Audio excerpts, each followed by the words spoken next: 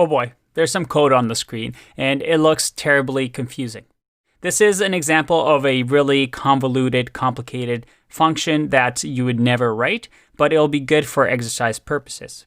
And we're talking specifically about this right here, called non-local. It's actually a new keyword in Python 3. And as you can see, my REPL doesn't even notice this, so it doesn't even highlight it in blue because it is a new feature. But I do want to talk to you about it and let you know what it does. The non-local keyword is used to refer to this part, this parent local. It's a way for us to say, hey, I want to use a variable that is not a global variable, but is outside of the scope of my function. So based on that definition, try and pause the video and see what this function might do. I'll run it right now and then go through the code. If I click run, this is what we get. So let's talk about this.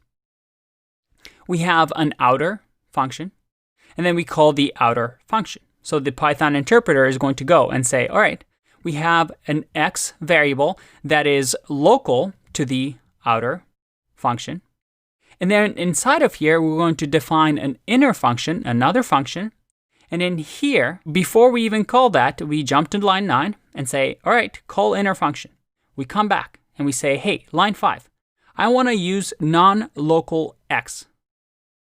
What does that mean? Well, I want to use this X variable because it's non-local. That is, I don't want to create a new X variable. I want to jump up the scope to my parent scope, my parent local, and grab whatever you find in there.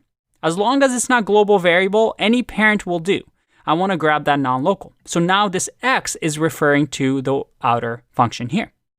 So when we say X equals non-local, we're assigning this new string and replacing this local so that when we print inner X, we get non-local. But also when we print the outer X, we've modified this outer scope with the non-local keyword, so that becomes non-local as well. If I remove this line and let's comment it out, and I click run, you see the difference now. We have the inner non-local, but then the outer local hasn't been modified because this is a new variable.